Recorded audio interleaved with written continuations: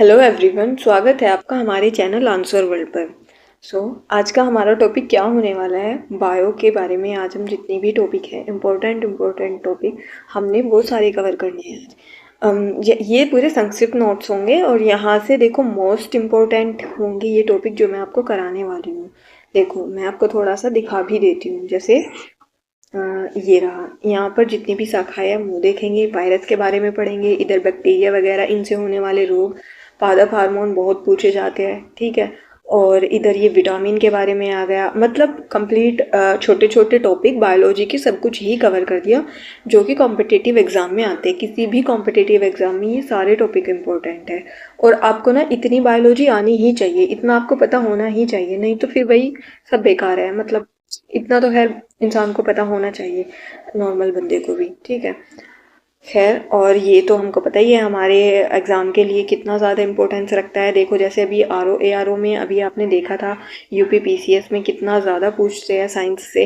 Even UPSC में भी अच्छे खासे क्वेश्चन आ जाते हैं साइंस वाले, बायोलॉजी वाले, विटामिन वगैरह पूछ लेते हैं उसमें से, ठीक है। बाकी रहे SSC वगैरह के एग्ज़ाम, उनमें तो खैर उनमें तो आते ही है GS वाले पार्ट्स में, उस वाले पोर्शन में। खैर अभी हम अपना स्टार्ट करते हैं। तो देखिए, जीव विज्ञान की शाखाएं एवं उपशाखाएं जो जिनसे रिलेटेड सब्जेक्ट है कि उनकी स्टडीज को क्या बोलते हैं वो पूछा गया है। जैसे डर्मेटोलॉजी है, त्वचा एवं इसके रोगों का अध्ययन, डर्मेटोलॉजी कहलाता है। डर्मा का मतलब ही होता है बायोलॉजी की टर्म में इंग्लिश थी, वो सॉरी स्किन, ठीक है, ये होता है। तो डर्मेटोलॉजी क्या हो गया, त्वचा एवं इसके रोगों का अध्ययन।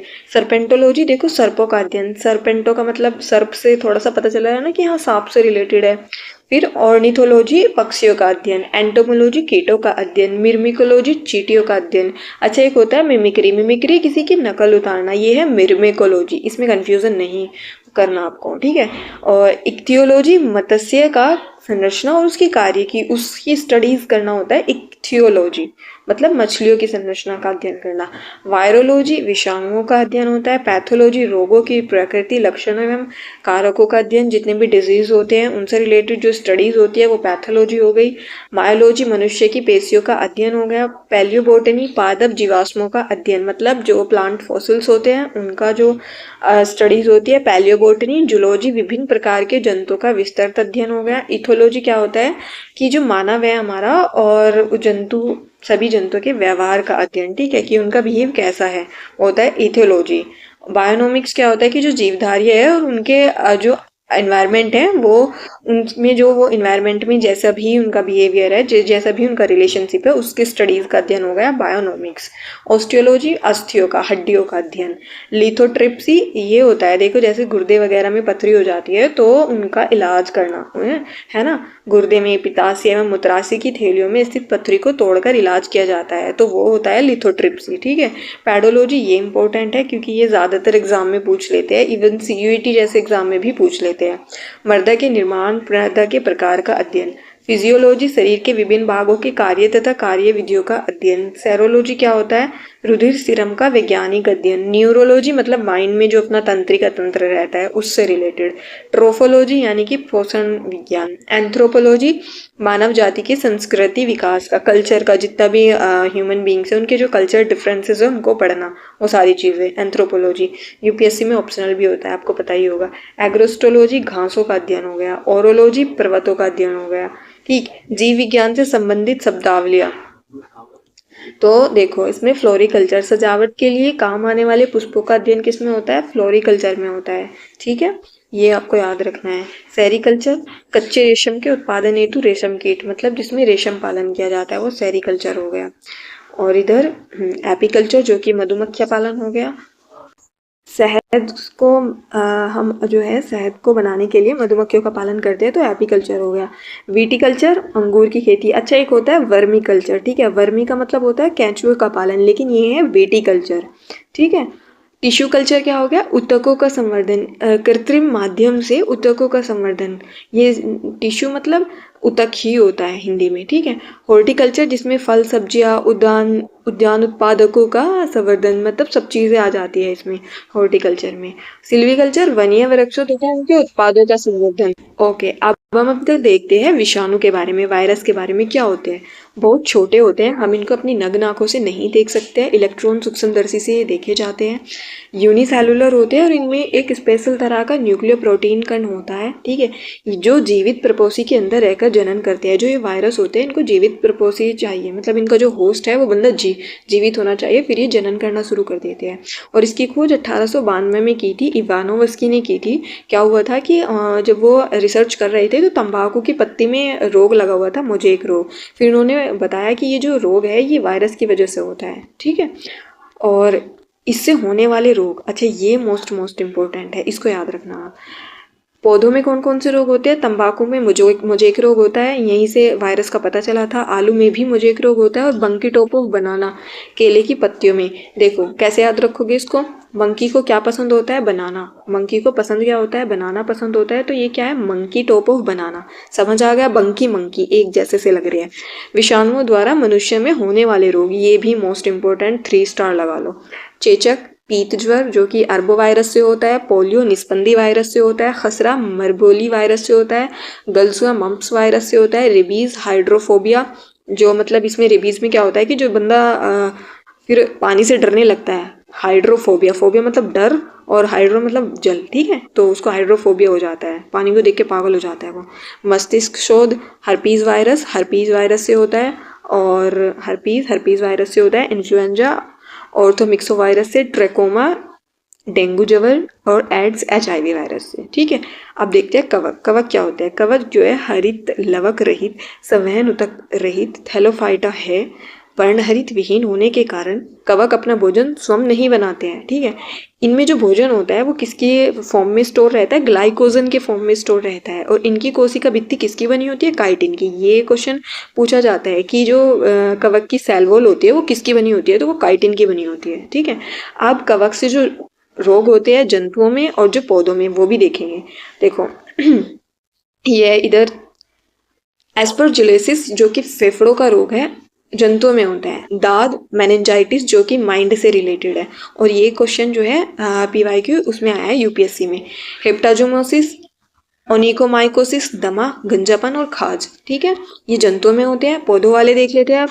सरसों का सफेद कीट रोग, और मूंगफली का टिक्का रोग, आलू का उत्तर भाव अंगमारी रोग, गन्ने का लाल सड़न रोग, और सेब का फल सड़ना, गेहूं का लाल रस्ट, बाजरे का अर्गोट, गेहूं का ढीला स्मट, और अंगूर का पाउडर मिल्ड्यू, रागी का इरगोट रोग, ठीक है। चलिए जी अब देखते हैं अपना जीवाणु बैक्टीरिया। बैक्टीरिया क्या होता है? बैक्टीरिया होता है जीवाणु हरित लवक रहित एक कोशिकीय या बहुकोशिकीय, मतलब मल्टी सेलुलर या फिर यूनिसेलुलर, ठीक है, प्रोकैरियोटिक सूक्ष्म जीव है। इनकी कोशिका भित्ति का रासायनिक संगठन पौधों की कोशिका की रासायनिक संगठन से बिल्कुल अलग होता है, दोनों का मैचिंग नहीं होता है, ठीक है। और बैक्टीरिया भी कई प्रकार के होते हैं, मतलब जो कि हार्मफुल भी होते हैं और जो कि अच्छे भी होते हैं। तो जो अच्छे होते हैं वो देख लेते हैं। Rhizobium, Lactobacillus, Acetobacter, Micrococcus. अच्छा इसमें लैक्टोबैसिलस और राइजोबियम तो मोस्ट इंपॉर्टेंट है, इनको तो आपको याद रखना ही है क्योंकि इस तरह से मैचिंग में आ जाते हैं। राइजोबियम जो है ये भूमि की उर्वरता की वृद्धि बढ़ाता है। दलहनी फसलों में, गांठों में पाया जाता है, दलहनी फसलों की, जैसे कि मटर वगैरह हो जाते हैं, इनमें मिलता है। और जो लैक्टोबैसिलस है इसका तो हमको पता ही है, दूध से दही बनने में काम आता है। ये एसिटोबैक्टर है, ये एसिटी, ये सिरका के निर्माण में। और माइकोकोकस स्पॉन्डिलेस चाय की पत्तियों में क्यूरिंग के लिए यूज होता है, ठीक है। बाकी हानिकारक कौन से होते हैं? क्लोस्ट्रीडियम बोटुलिनियम, ये जो भोजन को जहरीला बना देते हैं। कौन? क्लोस्ट्रीडियम बोटुलिनियम, ठीक है। जीवाणुओं से जो पौधों में रोग होते हैं वो कौन से हैं? सेब का अग्नि नीरजा रोग, चावल का अंगमारी, आलू का सेथिल रोग, नींबू का कैंकर, और गेहूं का टुंडू, फलों का क्राउन गोल रोग।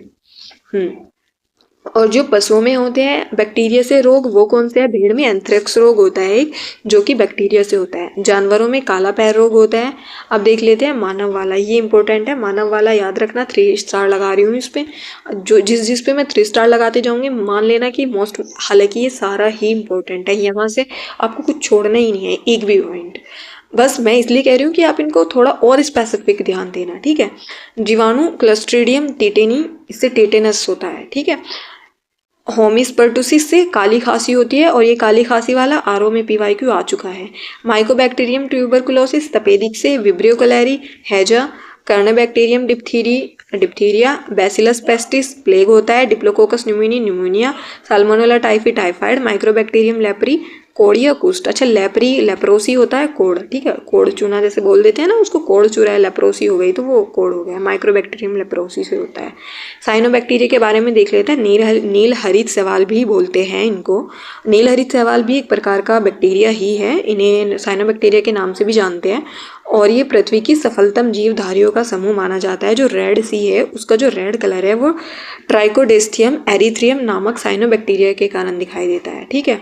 लाइकेन क्या होता है? लाइकेन जो है थैलोफाइट प्रकार का एक वनस्पति है जो कि कवक और शैवाल दोनों से मिलकर बना हुआ होता है, और ये परस्पर सहजीवी संबंध दर्शाता है कवक और शैवालों में, लाइकेन।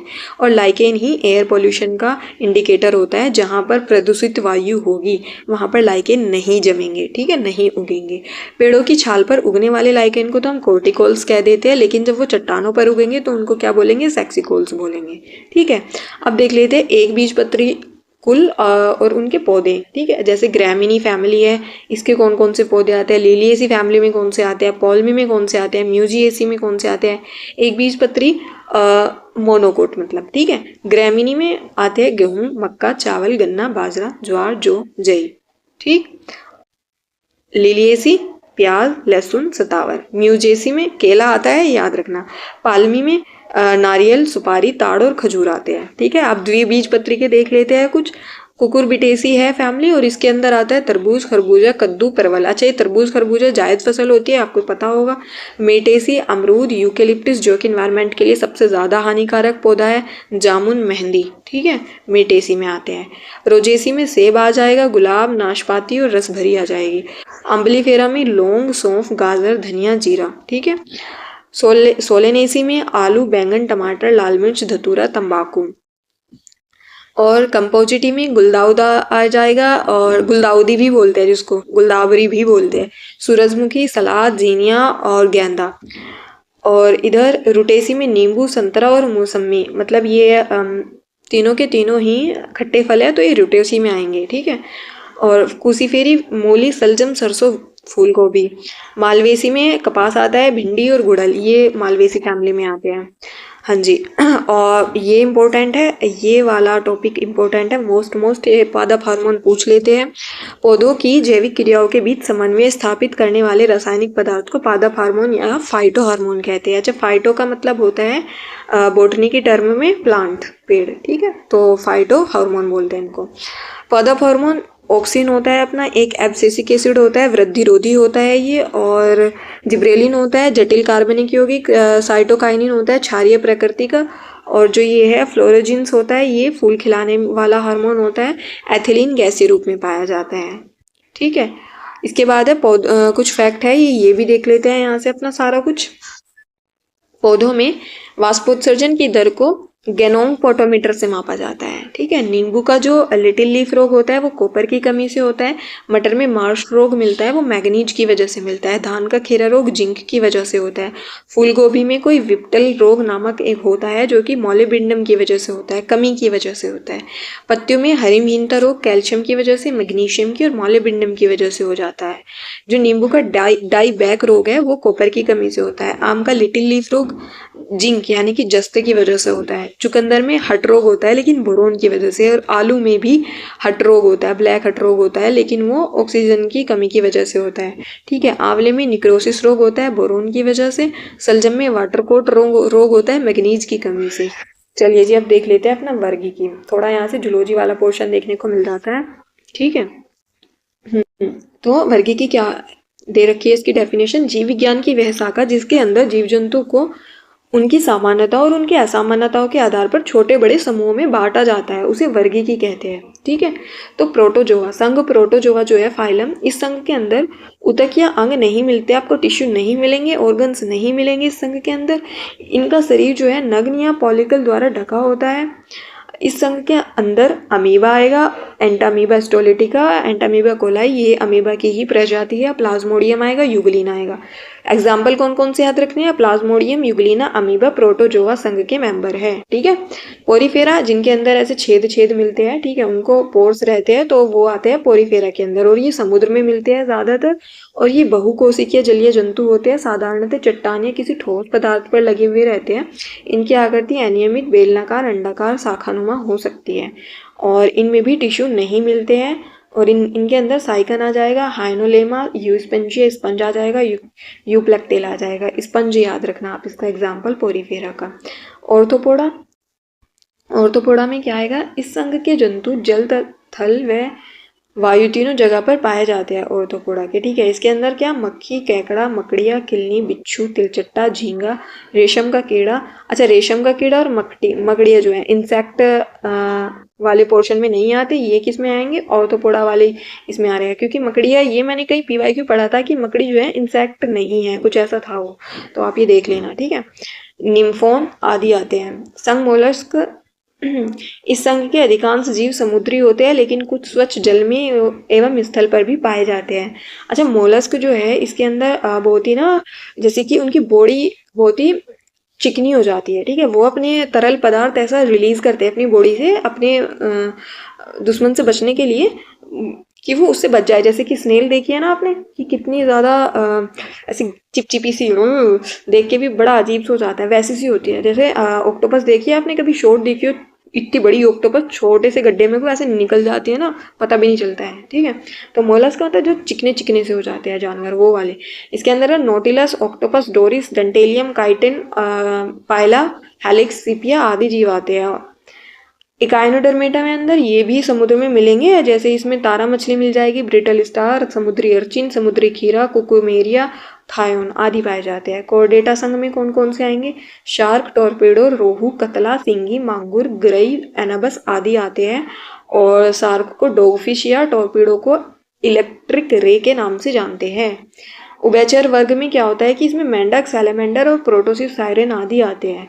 सरीसृप वर्ग में कौन कौन आएगा? कछुआ, कच्छप, गोह, करेत, अजगर, घड़ियाल और नाग, एलिगेटर आदि आते हैं। बगेरस का साधारण नाम करेत होता है और नाजा का साधारण नाम कोबरा होता है। ठीक है, विटामिन वाला टॉपिक मोस्ट इंपॉर्टेंट है, 4 स्टार लगा लो, हर एग्जाम में आता है, पढ़ना ही पढ़ना है आपको। ठीक है, 1911-12 में ही एक वैज्ञानिक आते हैं कैसिमिर फंक नाम के, उन्होंने विटामिन शब्द का प्रयोग किया था। अब इनकी 2 श्रेणियां हैं, जल में घुलती है जो, और वसा में, फैट में घुलती है जो। अच्छा, अब आप इसको याद कैसे रखोगे? फैट वाली को आप याद रखोगे एडेक से। ठीक है, एडेक याद रख लेना। और देखो यार, माफ करना थोड़ा सा, लेकिन ये है कि अपना माइंड है ना, बदतमीज चीजों को ज्यादा कैच करता है, तो ये बस मैं आपको याद कराने के पर्पज से। ऐसे BC किस में है? जल में घुलनशील है। ठीक है, ये कोई मैं अब्यूजिव वर्ड यूज नहीं कर रही हूँ यहाँ पे, आपको भी पता है विटामिन B और विटामिन C, ऐसे BC से याद रख लेना। ठीक है, तो अभी देख लेंगे हम इनका विटामिन, इनके नाम, ये इंपॉर्टेंट होते हैं, ये पूछे जाते हैं कि कौन से विटामिन का क्या नाम है रासायनिक। तो आपको याद भी ये ही रखना है कि इनका नाम याद रखना है रासायनिक, और इनसे जो रोग होते हैं वो याद रखने हैं। जैसे कि विटामिन E का नाम होता है रेटिनोल, और इससे होने वाला रोग क्या हो गया? जीरोप्थेल्मिया रेतोंडी। ठीक है, विटामिन B1 से थायमीन बोलते हैं इसको, और बेरी रोग होता है B1 से। B2 से किलोसिस, त्वचा का फटना, आंखों का लाल होना होता है, और B2 को राइबोफ्लेविन बोलते हैं। ठीक है, B3 से निकोटीन अम्ल अथवा नियासिन होता है, जिससे ये इसका रासायनिक नाम है, निकोटीन अम्ल, और नियासिन भी कहते हैं इसको। इससे चर्म रोग, जिसको पेलाग्रा या 4D सिंड्रोम, ये वाला रोग होता है। ठीक है, B5 पेंटाथोनिक एसिड हो गया, और इससे रोग बाल सफ़ेद होना और वृद्धि रुकना। ठीक है, विटामिन B6 पायरिडोक्सिन हो गया, एनीमिया और चर्म रोग होता है B6 से। विटामिन B7 से बायोटिन बोलते हैं इसको, बालों का झड़ना और लकवा हो जाता है। विटामिन B9 से फॉलिक एसिड नाम है विटामिन B9 का, कुंठित वृद्धि, रक्त क्षीणता होती है। विटामिन B12 का नाम है साइनोकोबालामिन, और एनीमिया और पांडु रोग होता है इसकी वजह से। विटामिन C एस्कॉर्बिक एसिड है इसका नाम, विटामिन C का, और स्कर्वी रोग होता है इसकी वजह से। विटामिन D का नाम है कैल्सिफेरोल, और ऑस्टियोमलेशिया, सूखा रोग, रिकेट्स हो जाता है इसकी वजह से।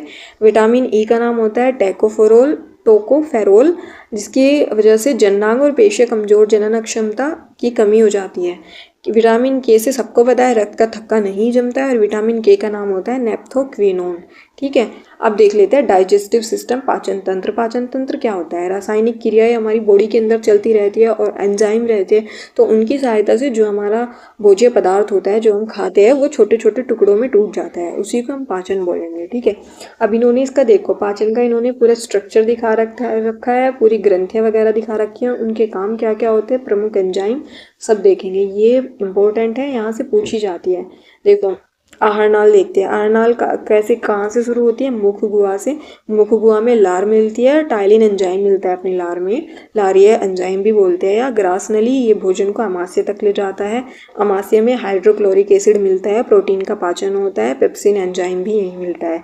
फिर आंत, आंत भी अपना छोटी बड़ी आंत होती है। छोटी आंत में क्या होता है? वसा का, प्रोटीन का और कार्बोहाइड्रेट का, इन तीनों का पाचन होगा। जो बड़ी आंत है उसमें जल का अवशोषण होगा। अच्छा, ये छोटी बड़ी हाई लंबाई की वजह से नहीं देखी जाती है, चौड़ाई की वजह से देखते हैं। ठीक है, और संबंधित पाचन ग्रंथियां जो है लार ग्रंथियां, इसमें जो है टाइलिन एंजाइम मिलता है और स्टार्च का पाचन करने में सहायता करता है। लाइसोजाइम एंजाइम भी मिलता है। यकृत जो है ये पित्त का उत्पादन करता है, ग्लाइकोजेनेसिस यूरिया का संश्लेषण करता है। सबसे बड़ी ग्रंथि है मानव शरीर की जो पित्ताशय है, ये वसा का इमल्सीकरण करता है, वसा का भंडारण करता है।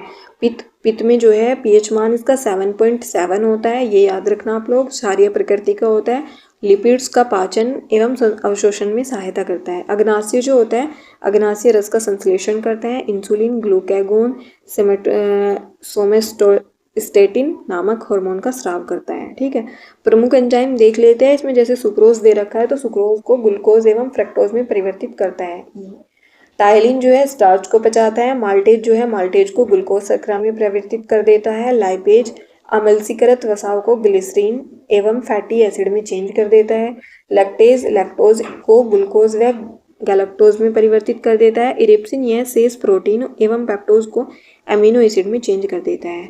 कंकाल तंत्र के बारे में देख लेते हैं। देखो इन्होंने अदर फैक्ट्स दे रखे हैं, कंकाल तंत्र का जो यूज है अपनी बॉडी को लेकर वो, और उसका जो विभाजन है कैसे कैसे देखते हैं। चलो अन्य पहले अदर कंकाल तंत्र, अक्षीय कंकाल तंत्र होता है, उपांगीय कंकाल तंत्र होता है। ठीक है, और फैक्ट क्या है? सबसे बड़ी हड्डी हमारी बॉडी की होती है फीमर, जो कि जांघ की हड्डी होती है। छोटी सबसे वो हो गई कान की, जिसको हम स्टेपिस बोलते हैं। मांसपेशी एवं अस्थि को जो जोड़ता है उसको क्या बोलते हैं? टेंडन जोड़। और जो अस्थि को जोड़ता है उसको बोलते हैं लिगामेंट्स जोड़।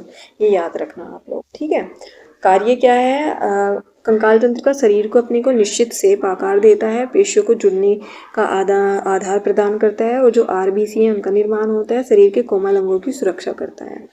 ये वाला इंपॉर्टेंट है इसमें पॉइंट, जो इसका डिवीजन है कि कौन कितनी हड्डियां कहाँ कहाँ पाई जाती है। मनुष्य के शरीर में कुल हड्डियों की संख्या 206 है। बाल्यावस्था में बच्चों में 208 मिलती है। बड़ी होते जाते हैं जैसे तो कुछ हड्डियां ज्वाइंट हो जाती है, जिसकी वजह से 206 रह जाती है। रीढ़ की हड्डियों की संख्या 26 है और सिर की कुल हड्डियां 29 है। कपाल जो है 8 हड्डियां है कपाल में, और फेसियल जो है हमारा मतलब चेहरे में जितनी हड्डियां है 14 हड्डियां है। पसलियों की संख्या कितनी होती है? 12 जोड़ी होती है, और अगर सिंगल पूछी जाए तो 24 हो जाएगी। कान में है जो 6 हड्डियां होती है। ठीक है, नेक्स्ट है अपना श्वसन तंत्र, रेस्पिरेशन सिस्टम। श्वसन तंत्र के अंतर्गत वे सभी अंग आते हैं जिनको होकर वायु का आदान प्रदान होता है। इन अंगों में सबसे महत्वपूर्ण अंग फेफड़ा, जिसको हम फुफ्फुस भी कहते हैं, जहाँ पर गैसों का विनिमय होता है। अच्छा देखो पूरा दिखा रखा है इसके पार्ट। नासिका होती है श्वसन तंत्र का पार्ट, स्वर यंत्र और फेफड़ा। स्वर यंत्र के बारे में देखते हैं। इसमें जो है ग्रसनी को श्वास नली से जोड़ता है स्वर यंत्र। मुख्य कार्य ध्वनि का उत्पादन करना होता है। खांसने, निगलने, श्वास तथा श्वसन मार्ग की सुरक्षा करने में सहायक होता है। नसिका जो कि अपने मुख द्वार के ठीक ऊपर स्थित होती है, और फेफड़े स्पंजी गुलाबी थैलीनुमा रचना होती है। एक जोड़ी होते हैं मनुष्य के अंदर, और गैसों का आदान प्रदान करना होता है। दायां फेफड़ा थोड़ा बड़ा होता है एज कम्पेयर टू दी बायां फेफड़ा। प्रत्येक फेफड़े में लगभग 15 करोड़ वायु कोष्ठक होते हैं। ठीक है, फ्लोरल मेम्ब्रेन फेफड़ों की सुरक्षा करता है। एक्सक्रीटरी सिस्टम, उत्सर्जन तंत्र, ये भी मतलब जो क्या होते हैं कि जितनी भी नेगेटिव चीज़ें हैं अपनी बॉडी से बाहर निकालो। ठीक है, किडनी जो होती है फिल्टरिंग में हेल्प करती है। तो आपको क्या करना है? आपको भी अपनी लाइफ से ऐसे ही नेगेटिविटी को बाहर निकालना है। ठीक है, शरीर कोशिकाओं से वर्ज्य विषाक्त पदार्थ को बाहर निकालने की क्रियाविधि क्या होती है? उत्सर्जन तंत्र होती है।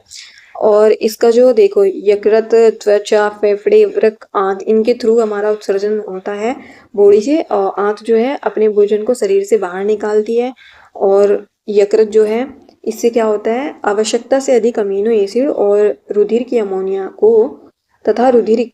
अमोनिया को यूरिया में परिवर्तित कर उत्सर्जन भूमिका में निभाता है। हीमोग्लोबिन का विखंडन कर रक्त प्रवाह से अलग करना, अल्कोहल का निरावशन करना। त्वचा में क्या होता है, उपस्थित तेलीय ग्रंथि जो होती है वहां से सीबम उसका स्राव करती है, और जो ग्रंथि श्वेत ग्रंथि होती है वो पसीने का स्राव करती है अपनी बॉडी टेम्परेचर को मेंटेन रखने के लिए। ठीक है। फेफड़े में क्या होता है, 2 प्रकार की गैसीय पदार्थों कार्बन डाइऑक्साइड एवं जलवाष्प का उत्सर्जन होता है। लहसुन, प्याज और कुछ मसालों का उत्सर्जन होता है। ठीक है। वृक्क जो कि किडनी है, किडनी में क्या होता है, रक्त में हाइड्रोजन आयन सांद्रता का नियंत्रण करना काम होता है इसका। शर्करा अमीनो एसिड का निष्कासन करना, अपशिष्ट पदार्थों को मूत्र के रूप में बाहर करना, दवाइयाँ, विष आदि जिसका प्रयोजन शरीर में नहीं होता उन्हें बाहर निकालना। ठीक है जी। तंत्रिका तंत्र इम्पोर्टेंट है, माइंड से रिलेटेड है, और यहाँ से क्वेश्चन बनते हैं, जो बनते हैं मैं आपको बताऊंगी। जैसे मस्तिष्क हो गया, मस्तिष्क का ही पार्ट है तंत्रिका तंत्र, इसमें भी कुछ पार्ट दे रखे हैं मस्तिष्क के, अग्र मस्तिष्क, मध्य और पश्च मस्तिष्क देखेंगे सारे। अभी मस्तिष्क देख लेते हैं। देखो तंत्रिका तंत्र कार्य क्या होता है इसका, सोचने, समझने और किसी भी चीज को याद रखने के लिए, साथ ही विभिन्न अंगों के कार्यों में सामंजस्य तथा संतुलन स्थापित करने का कार्य करता है। कौन, तंत्रिका तंत्र। मेरुरज्जु का क्या कार्य है, ये प्रतिवर्ती क्रियाओं का नियंत्रण करता है और मस्तिष्क से आने जाने वाले उद्दीपनों का संवहन करता है। ठीक है। अब मस्तिष्क देख लेते हैं। अग्र मस्तिष्क, इसके कितने पार्ट होते हैं, 3 पार्ट होते हैं। इस तरह से पीवाईक्यू पूछे गए हैं कि अग्र मस्तिष्क का पार्ट है ये, या ये पश्चिम मस्तिष्क का पार्ट है, या मध्य मस्तिष्क का पार्ट है। ठीक है।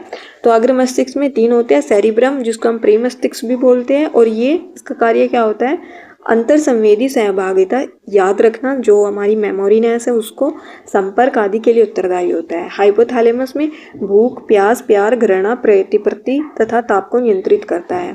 थैलेमस क्या होता है, सूचना प्रसारण केंद्र। ठीक है। मध्य मस्तिष्क संतुलन एवं आँख की पेशियों को नियंत्रित करने का केंद्र होते हैं। पश्च मस्तिष्क के भी 3 पार्ट होते हैं। पोन्स का कार्य होता है मस्तिष्क के विभिन्न भागों को जोड़ना। सेरिबेलम अनुमस्तिष्क जो कि क्या करता है, समन्वय, संतुलन, ऐच्छिक पेशियों की गतियों का नियंत्रण करता है। मेडुला ऑब्लिगेंटा हृदय की धड़कन का नियंत्रण, रक्तचाप का नियंत्रण, श्वास की गति का नियंत्रण, खांसी, छींकना, उल्टी का नियंत्रण, पाचक रसों का स्राव। मेडुला ऑब्लिगेंटा ऐसे पूछा गया है कि ये कौन से मस्तिष्क का भाग है। और देखो जैसे ये है सेरिबेलम है, ये पश्चिम मस्तिष्क का, लेकिन सेरिब्रम है अग्र मस्तिष्क का। ब्रम और बेलम में कंफ्यूज नहीं होना है। अब देख लेते हैं ब्लड सर्कुलेशन सिस्टम, रुधिर परिसंचरण तंत्र। ठीक है। तो मनुष्यों में तथा जंतुओं, कशेरुकियों एवं कुछ अकशेरुकियों में शरीर के भीतर पदार्थों के परिवहन के लिए एक तंत्र होता है जिसे परिसंचरण तंत्र कहते हैं। हमारी बॉडी के अंदर ब्लड फ्लो करता है, जैसे तो जो ब्लड फ्लो करता है, जो भी हम चीज़ खाते हैं, लेते हैं, हमें जहाँ से भी जो भी अच्छी चीज़ें मिलती हैं हमारे ब्लड के थ्रू पूरी बॉडी में जाती है वो। ठीक है। तो परिसंचरण तंत्र के कार्य क्या है, फेफड़ों में शरीर की कोशिकाओं एवं ऊतकों तथा ऑक्सीजन का परिवहन, अमोनिया, यूरिया, यूरिक एसिड आदि का शरीर के विभिन्न भागों में उत्सर्जी अंगों तक का परिवहन, हार्मोन का अंतःस्रावी ग्रंथियों से लक्षित अंगों तक का ग्लूकोज का परिवहन, वश्य अम्ल, विटामिन आदि का अवशोषण कर शरीर के विभिन्न भागों तक का परिवहन। ठीक है। और इसके अवयव है हृदय। हृदय में क्या है, संपूर्ण शरीर का रुधिर परिसंचरण करना होता है हृदय का कार्य। मनुष्य के हृदय में 4 चैम्बर होते हैं। ठीक है। और दाया और बाया अलिन, दाया और बाया नीला, इस तरह ये बटे हुए होते हैं। मनुष्य के हृदय 72 बार प्रति मिनट स्पंदन करता है। हृदय की धड़कन को इलेक्ट्रोकार्डियोग्राफी द्वारा मापते हैं। हृदय जो है 2 धड़कनों के बीच में आराम करता है। ठीक। रुधिर नलिकाएं क्या होती है, इसमें धमनियां, सिराएं और रुधिर वाहिनियां आ जाती हैं। धमनियां, इसके अंदर जो है प्योर ब्लड बहता है, और शिराओं के अंदर अनप्योर ब्लड बहता है, मतलब जिसमें ऑक्सीजन नहीं रहती है वो शिराओं के अंदर, जिसमें ऑक्सीजन रहती है वो धमनियों के अंदर। और रुधिर को हृदय से विभिन्न अंगों में पहुंचाना, मतलब हृदय से सारे ऑर्गन जितने होते हैं बॉडी के, वहां पर खून देना किसका काम है, धमनियों का। सिराओं का काम क्या है, जहां से गंदा ब्लड है वो लेना, वापस हृदय को देना। विभिन्न अंगों से रुधिर को हृदय तक पहुंचाना। ये रुधिर को एकत्रित करने का कार्य भी करती है, और जो फुफ्फुस शिरा होती है वो अतिरिक्त शिराओं में अशुद्ध रुधिर प्रवाहित करती है, और फुफ्फुस धमनी जो होती है वो शुद्ध रुधिर प्रवाहित करती है। ठीक है। अच्छा, ये है कि फुफ्फुस धमनी जो है वो अशुद्ध रुधिर करती है, बाकी सारी धमनियाँ शुद्ध है। ठीक है। फुफ्फुस शिरा जो है के अतिरिक्त सभी सिराओं में, ये मतलब फुफ्फुस शिरा जो है ये शुद्ध रुधिर करती है, ठीक है, उसका परिवहन करती है। रुधिर वाहिनियाँ जो कि धमनियों और सिराओं को जोड़ती है। ठीक है। और रुधिर के बारे में थोड़ा और फैक्ट देख लेते हैं। पीएच कितना होता है? 7.4 होता है। तरल संवहनी संयोजी ऊतक है जिसमें रुधिर कणिकाएं, प्लाज्मा हीमोग्लोबिन, प्लाज्मा प्रोटीन आदि मिलते हैं। और जो परिसंचरण तंत्र होता है हमारा, सर्कुलेशन सिस्टम, 2 प्रकार का होता है। एक तो खुला हो गया, एक हो गया बंद। जो रुधिर का दाब तथा कम गति से बहता है, तिलचट्टा, कीट, मकड़ी आदि में मिलता है खुले वाला। और जो बंद वाला है वो नलिकाओं में को बहेगा और सभी कशेरुकियों में पाया जाता है। मतलब हम जो ह्यूमन है, हमारे अंदर क्लोज ब्लड सर्कुलेशन सिस्टम होता है। ठीक है। मानव जो रुधिर होता है उसमें प्लाज्मा, रुधिराणु, रक्त समूह ये मिलते हैं। जो प्लाज्मा है वो 55% होता है, और इसके अंदर भी जल की सबसे ज्यादा मात्रा होती है, 91%। बहुत बार पीवाईक्यू में आया है, याद रखना। कार्बनिक पदार्थ होता है प्लाज्मा के अंदर, कार्बनिक होता है। रुधिराणु में अपनी प्लेटलेट्स जो कि थक्का बनने में सहायता करती है, WBC जो कि रोगों से लड़ने में सहायता करती है, RBC खून बनने में सहायता करती है, और RBC में एंटीजन ए और बी होता है। अगर एंटीजन ए कहीं आ गया तो उसमें सेम एंटीबॉडी नहीं आएगी, ये याद रखना आप लोग। सेम एंटीबॉडी नहीं आएंगी, ये याद रखना आप लोग। ये रूल बना लो, आपको ब्लड ग्रुप समझ आने शुरू हो जाएंगे आसानी से। ठीक है। जैसे कि देखो, ए एंटीजन है तो यहाँ पर एंटीबॉडी बी होगी, ए नहीं हो सकती यहाँ पे एंटीबॉडी। ठीक है। बी एंटीजन है तो बी यहाँ पर ए एंटीबॉडी होगी। अब आप कहोगे कि ए भी इसमें कौन सी होगी, तो इसमें एंटीबॉडी होती नहीं है। अगर हो गई ना तो उल्टा काम हो जाएगा। जो एंटीजन इसमें एंटीजन अनुपस्थित होता है, लेकिन इसमें एंटीबॉडी होती है ओ ब्लड ग्रुप में, और इसको सर्वदाता कहते हैं, और ए बी को सर्वग्राही कहते हैं। अब देख लेते हैं अंतःस्रावी ग्रंथियां कौन सी है, और इनसे जो रिलीज होने वाले हार्मोन है वो कौन से हैं। तो पीयूष ग्रंथि, इससे होता है सोमैटोट्रोपिक हार्मोन जो कि वृद्धि हार्मोन भी कहलाता है। और थायरोट्रोपिक हार्मोन क्या है? वेसोप्रोसिन, ऑक्सीटोसिन, मिलेनोसाइट प्रेरक हार्मोन, ये पीयूष ग्रंथि से होता है, और इसको मास्टर ग्लैंड भी बोलते हैं। और इसका वजन कितना होता है? 0.6 ग्राम होता है। अवटु ग्रंथि, ये थायरोक्सिन रिलीज होता है। परावटु ग्रंथि से पैराथायरॉयड और कैल्सिटोसिन रिलीज होता है। अधिवृक्क से, जिसको सुप्रारीनल ग्लैंड भी बोलते हैं, इससे ग्लूकार्डियोकॉइड्स और मिनरलोकॉर्टिकॉइड्स, लिंग हार्मोन, ये रिलीज होते हैं। थाइमस ग्रंथि से थाइमोसिन, थाइमिन फर्स्ट और थाइमिन सेकंड। अग्नाशय से अल्फा कोशिका से तो हमारा ग्लूकागोन होगा।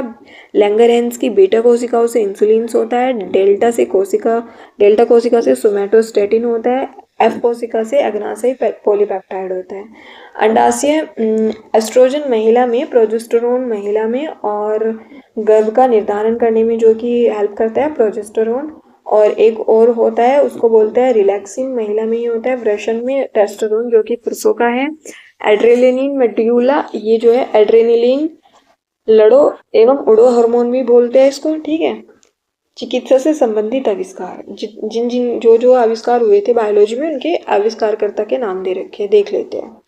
विटामिन की खोज फंक ने की थी। विटामिन ए बी की मैकुलन ने, डी की होपिकिंस ने, इंसुलिन की बेटिंग एवं बेस्ट ने की थी। पेंसिलिन की अलेक्जेंडर कनिंघम ने, DTD की DDT, ठीक है, इसकी की थी पोल मुलर ने। पोलियो टीका जॉन साल्क, विषाणु इवानोवस्की, आरएच कारक लैंडस्टीनर, BCG का टीका यूरिन कालमेट, DNA की वाटसन एवं क्रिक ने, और हैजा के रोगाणु का पता किसने लगाया था? रॉबर्ट कोच ने। रेबीज का टीका Louis Pasteur. Genetic code Hargobind Khorana, important है जेनेटिक कोड याद रखना क्योंकि इंडियन साइंटिस्ट है। चेचक का टीका एडवर्ड जेनर ने। ठीक है। जो शरीर के अदर हमारे फैक्ट है वो देख लेते हैं। मस्तिष्क का भार कितना होता है हमारा? 1400 ग्राम होता है। जो अपना मूत्र का pH होता है 6.0 होता है। अपने रक्त का pH कितना होता है? 7.4। और कुल पेशियों की संख्या मानव में कितनी होती है? 639 होती है। शरीर का तापमान सामान्यतः कितना होता है? 98.4 डिग्री फ़ारेनहाइट होता है। सबसे बड़ी ग्रंथि यकृत हमने पढ़ ली। सबसे बड़ी अंतःस्रावी ग्रंथि थायराइड। आरबीसी की संख्या 5.0 से 5.5 तक होती है, ठीक है। और ये पुरुषों में होती है, महिलाओं में कम मिलेगी, 4.5 से 5.5 मिलियन मिलेगी। और आरबीसी का जो जीवन काल है 120 दिन और डब्ल्यूबीसी का 2.5 दिन होता है। हीमोग्लोबिन परसेंटेज पुरुष में ज़्यादा रहती है 14 to 16% और महिलाओं में 12 to 14%। सबसे बड़ी पेशी कौन सी होती है? ग्लूटियस मैक्सिमस होती है और सबसे छोटी वाली स्टेपेडियस होती है, ठीक है। कीटों द्वारा संचारित रोग, जो कीटों के द्वारा होते हैं। निद्रा रोग किसकी वजह से होता है? कौन से कीट से होता है? ग्लासिना पाल्पेलिस से होता है। हैजा घरेलू मक्खी से, टाइफाइड पेडुकुलस से, सुर्रा रोग टेबेनिस मक्खी से, कालाजार बालू मक्खी से, चागास रोग खटमल से, ठीक है। जंतु विज्ञान के शाखा के जनक देख लेते हैं। रुधिर वर्ग की खोज किसने की थी? अपने कार्ल लैंड-स्टीनर ने। जीवाणु विज्ञान के रॉबर्ट कोच ने। आनुवांशिकी की जे मेंडल ने। जंतु विज्ञान की अरस्तु ने। चिकित्सा शास्त्र की हिप्पोक्रेट्स ने। सूक्ष्म जीविकी की लुईस पास्चर ने। आधुनिक अनुवांशिकी की एच.जे. मुलर ने। वर्गीकी की कैरोलस लिनियस ने। प्रतिरक्षा विज्ञान की एडवर्ड जेनर और उत्परिवर्तनवाद की ह्यूगो डी व्रीज ने की थी, ठीक है। ये इम्पोर्टेंट है, थोड़े से कुछ इंस्टीट्यूट दे रखे हैं और उनके हेडक्वार्टर की कहाँ कहाँ पर है। डीएनए फिंगरप्रिंटिंग का इसको नैदानिकी भी बोलते हैं और हैदराबाद तेलंगाना में है। राष्ट्रीय कोशिका विज्ञान केंद्र पुणे महाराष्ट्र में है। राष्ट्रीय प्रतिरक्षा विज्ञान संस्थान नई दिल्ली में। राष्ट्रीय मस्तिष्क अनुसंधान मानेसर गुरुग्राम हरियाणा में। जैव संसाधन और स्थायी विकास संस्थान इम्फाल मणिपुर में। ओके, अब हमारी कुछ फुल फॉर्म रह गई है जो कि इम्पोर्टेंट है बायोलॉजी के टर्म में, देख लेते हैं उन्हें भी।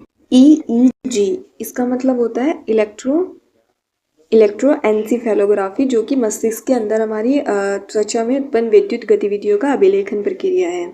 ECG इलेक्ट्रोकार्डियोग्राफी, जो कि हृदय के विद्युत गतिविधियों में अभिलेखन प्रक्रिया है। EMG इलेक्ट्रोमायोग्राफी, मांसपेशियों तथा मांसपेशियों के नियंत्रण करने वाली नसों की जांच। और EOG क्या होता है? इलेक्ट्रो ओक्यूलोग्राफी, रेटिना की विश्राम क्षमता की मापन की तकनीक, मतलब आइज से रिलेटेड है। और कुछ और फैक्ट देख लेते हैं। कोल्ड ब्लड एनिमल वाले जंतुओं में सर्प, मगरमच्छ, मछली, कीट, गिरगिट, छिपकली आदि आते हैं। वार्म ब्लड जैसे ह्यूमन बीइंग में मिलता है। हाइड्रा में श्वसन अंग तथा रक्त प्रणाली अनुपस्थित होती है तथा हाइड्रा में श्वसन मिश्रण के द्वारा होता है, ठीक है। फिर है नेक्स्ट सांडकी वीर्य की कृत्रिम गर्भधान हेतु -190 डिग्री सेल्सियस तापमान पर तरल नाइट्रोजन में संग्रहित किया जाता है।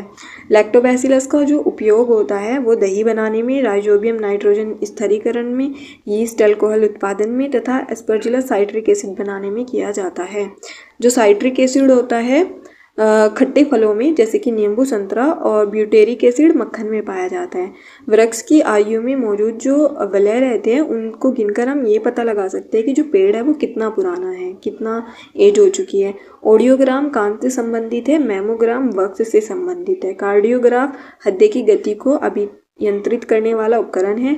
मैग्नेटिक रेजोनेंस इमेजिंग MRI संपूर्ण शरीर या अंगों में असामान्यता या विकृति का पता लगाता है। देखो कंप्लीट हो गई। देखो मैंने यहाँ पर कितने मिनट हुए हैं? 40 मिनट्स हुए हैं। मैंने यहाँ पर सब कुछ ही कवर कर दिया, ठीक है। इसमें कुछ बचा ही नहीं है। मतलब जैसे आप रिवीजन करोगे फास्ट मोड पे तो आपका सब कुछ कवर हो चुका। और आपको ये वीडियो देखने के बाद ये पता चल भी गया होगा कि ये कंटेंट कैसा है, कितना ज़्यादा हेल्पफुल है सभी एग्ज़ाम्स के लिए, कोई भी एग्ज़ाम हो, ठीक है। बाकी आपको हमारे चैनल पे वीडियोस अच्छी लगती है यार, इनको सब्सक्राइब कर दिया करें चैनल को, हमारे वीडियोस को जो है लाइक किया करें। आपकी कोई भी क्या क्वेरी हो आप कमेंट सेक्शन में बताना, हम आप उनका आंसर करेंगे आपको, ठीक है। बाकी थैंक यू, पढ़ते रहिए अच्छे से, ख्याल रखिए अपना। Bye bye, take care.